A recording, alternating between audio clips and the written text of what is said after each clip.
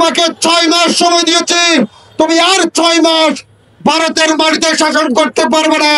যেভাবে শ্রীলঙ্কার পতন হয়েছে, যেভাবে সিরিয়ার পতন হয়েছে, যেভাবে 17 বছরের শেখ হাসিনার মতন পেশিবাদীরা পতন হয়েছে, সেইভাবে আগামী 6 মাসের ভিতরে ভারতীয় জনগণ সেই নরেন্দ্র মোদীকে পতন করে ছাড়বে। বাংলার মানুষ সেটা দেখবে। কথাবার্তা একদম ক্লিয়ার, চোখ রাঙাবেন না। ওই নরেন্দ্র মোদী বিজেপি সরকার যদি বাংলার মানুষের দিকে, বাংলার সীমান্তর দিকে একবার চোখ তুলে তাকাও, খোদার কসম নরেন্দ্র মোদী তোমার দাদাগিরি বন্ধ করে দেবো। তোমার চোখ বেলা হবে, তুমি অনেক চোখ রাঙিয়েছ। তারা যতগুলো গুজব ছড়াচ্ছে, তারা যতগুলো গুজব রটাচ্ছে, সবই আজকের প্রধান উপদেষ্টার কার্যালয়ে যেই সমস্ত পেশিবাদী দোসর বসে আছেন, তারা এই গুজবগুলো রটাচ্ছেন। এই পেশিবাদী দোসরদের যদি প্রশাসন এবং উপদেষ্টা পরিষদের পর্যায় থেকে নাড়াচাড়া না দেওয়া যায়, তাহলে বাংলাদেশ নিয়ে অদূর ভবিষ্যতে যেমন ষড়যন্ত্র হয়েছে, সামনেও ষড়যন্ত্র হবে। প্রিয় বন্ধুগণ, আপনাদেরকে বলতে চাই, 1971 সালের পর 1973 সালে বাংলাদেশে প্রথম ব্যালট বাক্স চুরি করেছেন এই পেশিবাদী খুনি স্বৈরাচারী আওয়ামী লীগ। 1971 সালের পর বাংলাদেশে যতগুলো ভোট চুরি হয়েছে, যতগুলো ভোট চুরি করেছেন এই পেশিবাদী আওয়ামী লীগ নেতৃত্বাধীন সরকার, যাকে অবৈধ সরকার বলে এই বাংলাদেশের মানুষ চিহ্নিত করেছেন। বন্ধুগণ, আপনাদেরকে বলতে চাই, বাংলাদেশের ছাত্রলীগ, যুবলীগ যে পরিমাণ 17 বছরে দর্শন করেছে, সেই দর্শনের লেলিহান শিকার কলকাতার নিরীহ সেই দাদা বাবুর দাদিরা। ইতিমধ্যে আপনারা সোশ্যাল মিডিয়া দেখেছেন, সিলেটের ছাত্রলীগ, আওয়ামী লীগ কলকাতা পালাতে গিয়ে তারা ঘুমন্ত অবস্থায় দাদা বাবুর দাদিদের দর্শন করেছে, সেই দর্শন মামলায় গ্রেপ্তার হয়েছে। যেই দিন বাংলার মাটিতে বাবু কৈশোর উপর হামলা করা হয়েছিল, তখন আপনার ছাত্রলীগ, যুবলীগ, আপনার দাদা বাবুর দাদাগিরি কোথায় ছিল?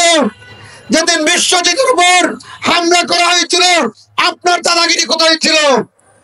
যেই দিন চট্টগ্রামের মেজবানে 8 জন শিশু আওয়ামী লীগের মেজবান খেতে গিয়ে মৃত্যুবরণ করেছিল পায়ের তলায় চাপা পড়ে, সেই দিন দাদা বাবুর দাদাগিরি কোথায় ছিল? পরিষ্কার ভাষায় বলতে চাই, এই নরেন্দ্র মোদী তোমাকে 6 মাস সময় দিয়েছি, তুমি আর 6 মাস ভারতের মাটিতে শাসন করতে পারবে না। যেভাবে শ্রীলঙ্কার পতন হয়েছে, যেভাবে সিরিয়ার পতন হয়েছে, যেভাবে 17 বছরের শেখ হাসিনার মতন পেশিবাদীরা পতন হয়েছে, সেইভাবে আগামী 6 মাসের ভিতরে ভারতীয় জনগণ সেই নরেন্দ্র মোদীকে পতন করে ছাড়বে। বাংলার মানুষ সেটা দেখবে। পশ্চিমবঙ্গ বাংলাদেশের অঙ্গরাজ্য, পশ্চিমবঙ্গ ভারতের অঙ্গরাজ্য নয়। আর এই পশ্চিমবঙ্গের নেতা, বিজেপির নেতা যে অহংকার দিচ্ছেন, তাকে আমি পরিষ্কার ভাষা বলতে চাই, আগামী কয়েক শতকের ভিতরে, কয়েক বছরের মধ্যে এই পশ্চিমবঙ্গ বাংলাদেশের সাথে আসবে এবং বাংলাদেশের প্রধানমন্ত্রী এই পশ্চিমবঙ্গকে শাসন করবে। আমরা করব। লাফালাফি যা করছেন বুঝে শুনে করুন।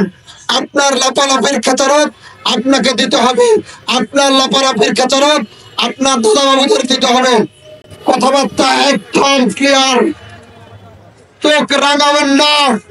ওই নরেন্দ্র মোদী বিজেপি সরকার যদি বাংলার মানুষের দিকে, বাংলার সীমান্তর দিকে একবার চোখ তুলে তাকাও, খোদার কসম নরেন্দ্র মোদী তোমার দাদাগিরি বন্ধ করে দেবো। তোমার চোখ বেলা হবে, তুমি অনেক চোখ রাঙিয়েছ, অনেক নমস্কার করেছ, আর নমস্কার চলবে না।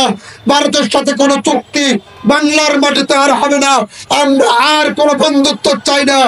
আমরা এক ভারত ভিন আমাদের বাংলাদেশকে নতুন রূপে, নতুন নেতৃত্বে এবং আমরা সংগঠিত করতে চাই।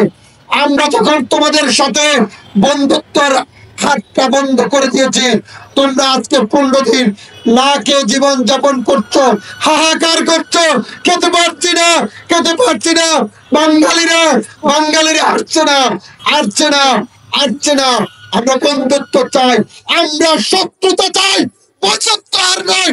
অনেক হয়েছে, 17 বছর করেছি, আর বন্ধুত্ব নয়, এখন হবে যুদ্ধ শত্রুতা, যুদ্ধ শত্রুতা, বন্ধুত্ব নয়। অনেক হয়েছে, আর নয়।